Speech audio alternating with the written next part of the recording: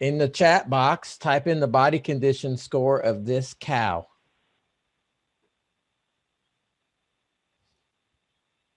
All right. So as you enter those in, we'll come back and we'll ask for Dr. Van Valen's score on that cow as we get closer to the end tonight. But I want to visit with you a little bit and go through the energy partitioning within beef animals. One, because it gets to be kind of busy, and then it makes us feel like we're smarter than we are, but not really. I wanted to point out a few things here. There's a lot of discussions about, greenhouse gases, as an example, and methane emission. And one of the reasons from a nutritionist that we are interested in it is because it is an energy loss from the animal. And you can see that the structure here is very simple carbon with the hydrogen surrounded. But when we lose carbon from the system, we're losing energy. And so those gaseous losses potentially are lost. So when we start up here at the top, we're looking at the total intake or gross energy that is consumed by the animal. And one of the biggest losses is the fecal loss. So feed that is not digested.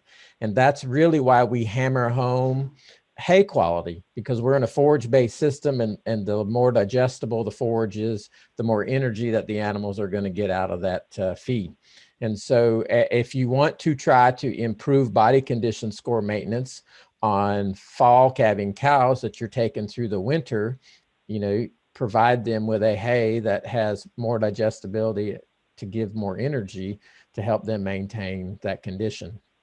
But as we subtract fecal energy out of gross, we end up with digestible energy.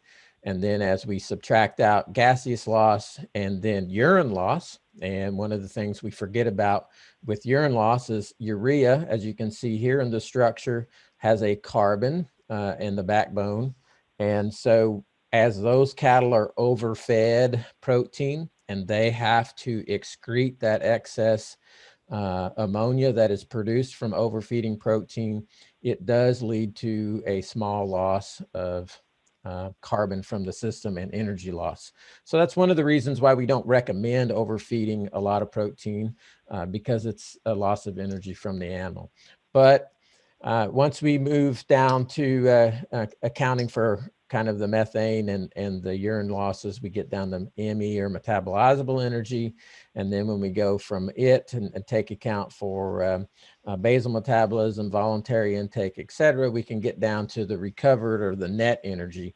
And so when we get down here, you can see that in beef cows, about the 20 to 30% of the energy that's left can then go to functions to support body condition, or let me rephrase that, putting back body condition, putting back tissue on the animal, milk production, support of that next fetus or fetal growth and mammary gland tissue development before calving, hair production as we move into the winter, late fall, and then, overall the reproductive success of that female. So again, real quick look, body condition score of this cow, and then we're going to move on and kind of look at some things that are going on. I've asked Dr. Bullock to be prepared to correct me, but this is the genetic trend for the Angus breeds from 1972 to 2017 for yearling weight as orange, weaning, or mature weight and blue, and then milk EPD for the gray lines. And so when you look down through here again, I just want you to kind of watch this gray line. That's what we're talking about this evening, is the milk EPD is slowly been etching up here in the Angus breed. And if we go back into the 1996 beef NRC model, which they have here, actually the 1996 beef NRC, the Angus breed was listed in there to have a peak milk production of about just under 18 pounds. And if we look back at that same kind of time frame in those late 80s and 90s genetics, the EPD for milk in the top kind of, I would say top quarter of the breed would have been somewhere in that 10 to 13 range. and or a lot of research was based off of genetics that would have been in that 10 to 13 range that would have went into the predictions for peak milk. Let me put it that way. Today, if we look at EPDs in the breed, it's easy to begin seeing milk EPD estimates up over 30. And so here is the spring 2021 percentile breakdown table. And just to give you kind of a reference here, these are the percentile rankings. So as we move up this table, then they are more elite genetics, if you will. So if you look at the milk, the top 1%, we're at plus 39. If you scroll back down here, the top 20 percentile, we're at plus 30. So just wanted to kind of touch base on that and let you see that there is genetic trend, genetic progress as we are selecting cattle for more weaning weight and trying to get more performance on these cattle. So one of the things that I wanted to also mention, and if Dr. Bullock is on, correct me if I'm wrong, Dr. Bullock, but if I continue to use genetics that were at the 50th percentile on average, and because of this genetic trend, I would anticipate that milk increase over time because of the genetic trend. Yeah, if you say that each year you're going in and looking at these tables and picking the 50 percentile, then yes, you would increase your milk at about the same rate that the Angus breed as a whole is increasing milk. Exactly. Yep. So Jeff, just real quick, I think that you mentioned it, but just reiterate that when we talk about milk EPDs, that it's pounds of weaned calf and not pounds of actual milk production like we would typically see in a dairy EPD. So just keep that in mind.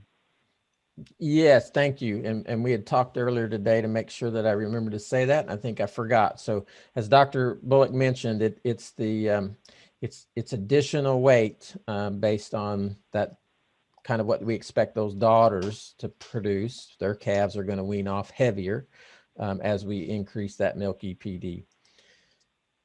So what other impacts potentially, if you remember back from Dr. Bullock's discussions in Master Cattleman, he covers some of the differences on breed types and the impacts on different traits. And so this is the genetic impact of, or not impact, but this is the rankings that are used in the NRC for looking at the potential peak milk production and differences by breeds. And so I've got some of the breeds listed here. I just picked a few of them.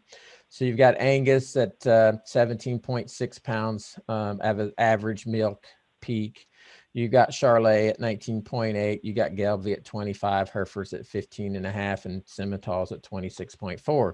So if you remember some of these, as an example, the Simmental and the Calving would be maybe more considered dual purpose type breeds.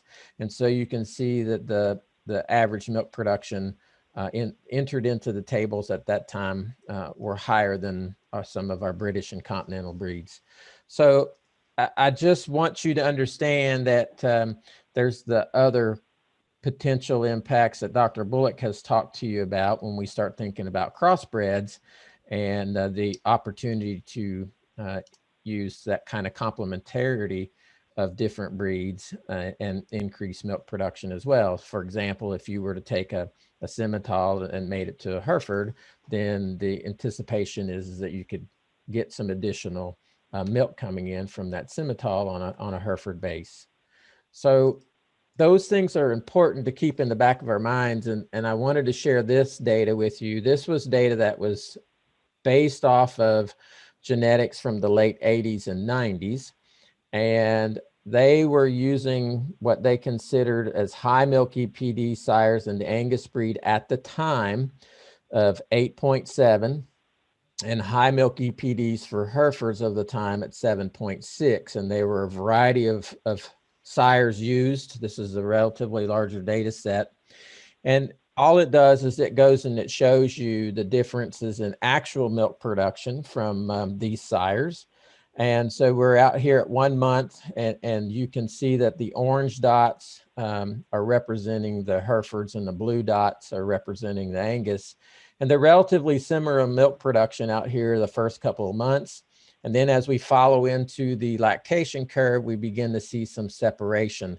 And so this is mainly to illustrate that when we think about milk production and increasing milk production, there's the potential for increasing peak, the pounds of peak milk production, but then there's also the potential to have an impact in sustaining higher rates of milk production over a longer period of time. And so you can kind of see the separation here with the differences between the Hereford and the Angus in this particular study. Now, the other thing that's important to keep in the back of our mind is the discussion or thoughts of genetics of increasing actual milk production, more actual pounds of milk at peak, and the calf's ability to consume it.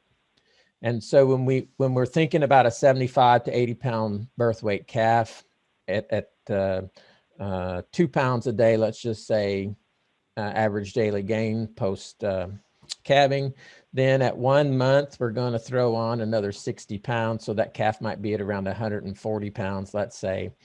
So there could be a potential that the calf isn't going to be able to consume a whole lot more milk production out here at this point. I mean, just gut capacity and that could limit the amount that the calf could even use. And so we have to think about that as well. But then as we get on the flip side, on the back end down here, and we get a calf that, let's say, is 6 months, if we follow this kind of milk production curve and we look at the Hereford down here as an example, if we're getting somewhere around 6 pounds, 7 pounds, 8 pounds of milk production, and we've got a calf that's weighing 450 pounds, then when you convert that to a dry matter basis, that calf is relying a whole lot more on the hay or other forages that are being grazed and potentially creep, like Dr. Van Valen mentioned. So I just want you to kind of appreciate the differences here with regards to, you know, increasing more milk early on may not be that much beneficial because of the calf limitations on being able to consume it, and then more of an emphasis on perhaps sustaining greater milk production out here when the calf is bigger and able to utilize it. What do we know from some of today or more recent research and levels of milk production? And there's not a lot of research being done because it's difficult. If y'all want to come out and milk some Angus cows, we'll be doing that again tomorrow. Ben would, I'm sure, appreciate the help. We don't actually do it. There's a couple different ways that we can milk cows. We don't do a actual full hand milking or a full milk machine. We do the weigh suckle weigh method that is also kind of widely used in the literature to get milk estimates. But as you look at it, it does kind of show that there is kind of the increase in milk production, and we're seeing cows 22, 26 pounds of milk. First calf heifers producing 19.5 pounds of milk. So we are seeing some increase in milk production, and probably as a relationship of us wanting heavier weaning weights and selecting cattle that are producing heavier calves over time. And so as we think about that, there is an energy expense in milk. And so when we go back to some of the earlier data on the dairy side, Mo et al. Indicated that there was about 0.74 megacows per kilogram of 4% fat corrected milk for dairy cows. The beef NASEM, which it used to be the NRC, but National Research Council doesn't publish it anymore. And so now we've got the National Academies of Science, Engineering, and Medicine that publishes the NRC. So it's called NASEM. But they use a value of 0.72, and you derive that number by the percentage in the milk fat and then the kind of the non-fat solids proportion. And I just wanted you to see that because as we look at the energy in milk, obviously how much fat's in there, how much protein, lactose is going to have an impact on the energy in the milk. And so a cow is putting those products into the milk. She's got to synthesize those. Those are going to take energy and nutrients to do that. And so as we breed more milk in the cows, we're going to have to increase the nutritional plane of the cows. And there is quite a bit of variation. And I'll show that here in a minute. But if I've got a cow that has a peak of 16 pounds, we convert that 16 pounds over to kilograms. You can see here pretty quick that there's 5.3 megacows going out of that cow a day in milk around peak milk production.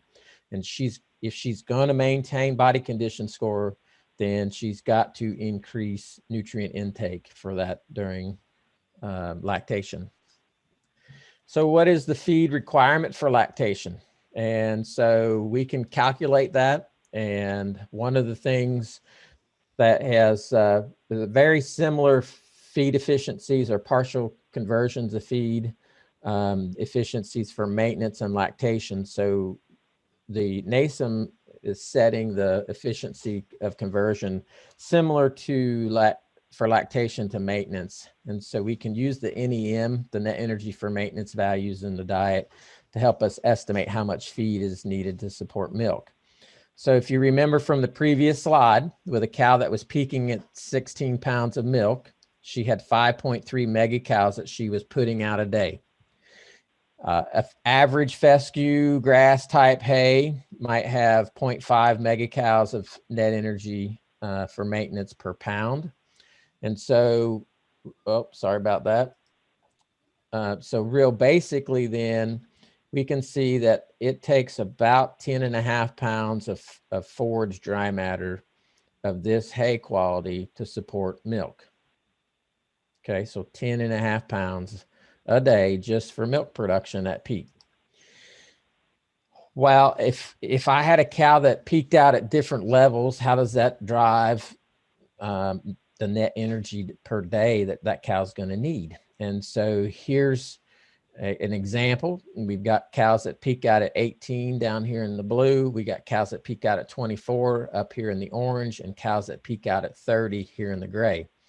And so when we go from a cow that has a peak of, around 18 pounds of milk a day up here to around, let's just say 24 pounds, that's a 40% increase in energy needs. That's a big jump. And so if we're not careful with what we're doing on milk and actual milk production, and we don't make some adjustments for the nutritional plane on these cows, we'll end up in a negative energy balance, and then the cows will have to mobilize body condition, fat reserves, protein reserves to support this demand for milk production.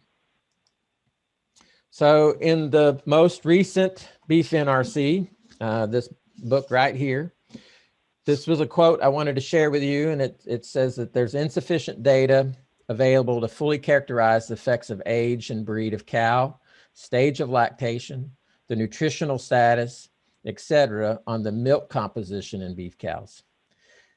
And the NASEM assumes milk composition for beef cows to be 4% fat, 3.4% protein, and then 8.3% solids non-fat. Who cares, right? Remember, we used this value right here and this value right here to calculate the energy output or the energy that's in the milk. And so if we know how much the cow's producing at peak, and we know the composition of that milk, we can then calculate the energy going out of the cow's milk. But what we're saying right now, with all the research that we have, we still don't have enough research data to really fully account to get a really good idea of what's going on with milk composition. So Dr. Bullock and myself and others are working with Dr. Greiner and Dr. Harmon at Virginia and North Carolina. We're fixing to wrap up a 2-year study where we're trying to collect some more data to help us get a better idea on what this relationship on milk components might look like. And I'm just going to share with you one time point with one set of cows from our data. There's only 39 cows represented in here. The blue bars represent average, the orange represents the minimum, and then gray represents the highest value for either milk fat, milk protein, lactose, or non-fat solids percentage. And so on average, if you recall, we were talking about 4% fat. Well, our cows were about 3.4. On average, we were looking at 3.4% protein, and these cows were about 3.8. And so the more striking component is the differences in the lowest milk fat test from a cow and the highest milk fat percentage from a different cow. So even within relatively similar genetics, these are all kind of Angus-based genetics. There are a few Baldies in there that Dr. Anderson had to breed into the herd a few years back. But even within relatively similar genetics, there can be quite a bit of variation in milk components. And so this is something just to keep in the back of your mind as we go through. I mean, there's genetic variation across breeds, but also there's a lot of genetic variation within a breed. Now, if I go through and I use those milk components and I plug those milk components in to calculate the energy values and look at the minimum energy value, sorry about that, that mouse is a little touchy. If I look at the minimum energy value of milk based on the non-fat solids and the fat percentage, and I look at the maximum, you can see that there's more than a twofold increase in the potential energy differences between a cow. And so that, I think, helps partially explain why we see quite a bit of variation in the ability of a cow to maintain body condition. And so, you know, sometimes it's level of milk production, but it can also be this composition of milk. So if we put these things together and we look at it on all kind of what she needs for maintenance in blue, plus her needs for lactation, and then plus her needs to support pregnancy across her production year at different points in time. I went in 2-month increments from 2 to 8 months, assuming about a 1,250 pound cow that has a peak milk of about 18 pounds. And I was hoping that she would kind of maintain body condition score. And that's important if you remember what Dr. Van Valen was talking about, that if you have a thinner cow, she's going to feel more cold stress. And if she's thinner, she doesn't have as much empty body fat. And so she'll have to mobilize even more body condition score because it's just not as energy dense to meet lactation needs. But if I compare that to what I anticipate forage intake is going to be by this green line, 28 pounds of average fescue, you can see that for the first 4 months of lactation, she's actually in a negative energy balance and is going to have to mobilize body condition. And so that is one thing that with spring calving cows that we hope for is we get an early spring, and the lush forage growth that we have is higher in quality than our average fescue hay. And so that cow will be able to increase energy intake as long as there's ample forage out there. But then there's also the issue of right now when the grass is really short and they're starting to go to it and they're walking up and down all these hills and they're having to walk over several acres just to try and fill their rumen, physical activity demand is going to increase, and that increases energy expenditure. And that's why we say sometimes this time of year we can watch cows walk the fat off of their back because their physical energy is increased so much. And so it's important that we keep a couple of these factors in mind when we're starting to think about chasing the milk EPD, is our forage systems may have to be changed if we're going to meet that genetic potential and still keep these cows getting bred back. I wanted to share this to tie it back in with Dr. Van Valen's talk. This is some work here that was published a few years ago. And it looks at the relationship between body condition scores here by the dark gray that were high body condition score cows or you know, carrying a little excess body condition score, kind of target body condition scores on medium body condition scores by the middle gray color, and then low body condition score cows, which is the light gray bar. And then milk production is listed here on the y-axis in kilograms for the entire lactation, so about a 200-day lactation for the beef cows. And then you have 3 different planes of nutrition. You have a high plane of nutrition, you have a medium plane of nutrition, and you have a low plane of nutrition. There's a few things to take home here. Regardless of the plane of nutrition, thin cows produce less milk. Okay. And so the other part of this is that as we increase the plane of nutrition of lactating cows, we increase the milk production potential as well. And so, you know, as you look here, as we go from a high plane of nutrition to a low plane of nutrition, we see these cows nutritionally being restricted. So what does that play to? Well, what about fall calving cows that run out of grass the first to the second week in December and have to go on our average grass hay that are just coming off of peak lactation? And so milk production begins to drop off because maybe their energy needs aren't being met with the winter environmental stresses as well, combined with lactation needs. So who cares? I think the genetic trend for increasing milk is one of those things we need to keep our eye on. In the last 20 years, you've seen the genetic trend increase for milk in some of the breeds, but yet our forage programs are probably very similar to what they were 20 years ago. And so with insufficient energy intake, I think Dr. Van Valen nailed this in her presentation. We have the inability to meet genetic potential for milk production if we can't provide the groceries, but also it increases mobilization of body tissues to support that level of lactation if the cow can consume it. And they're going to have to mobilize body tissues and get into that negative energy balance and then have a negative impact on reproduction. And so more open cows will potentially equal less profit. So the question, I guess, is how much milk do we need, or how much milk can we actually afford? And again, I don't have the answer to that, but I think it's one of those things we need to just be careful on, that we don't chase it too far and get down in that rabbit hole too deep. So with that, I'm going to turn it back over to Dr. Anderson and open it up for questions for Dr. Van Valen. And first thing we'll ask for Dr. Van Valen to give us the body condition score on that first cow. 3.5. Woohoo! Lesson from Dr. Anderson.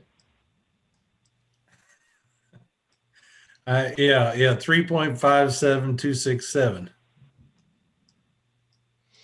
But the point on it is she definitely is too thin, right? I mean, she's a cow that's probably got a calf on her side that's a couple months of age, and if she's not bred, she's probably going to struggle to get bred.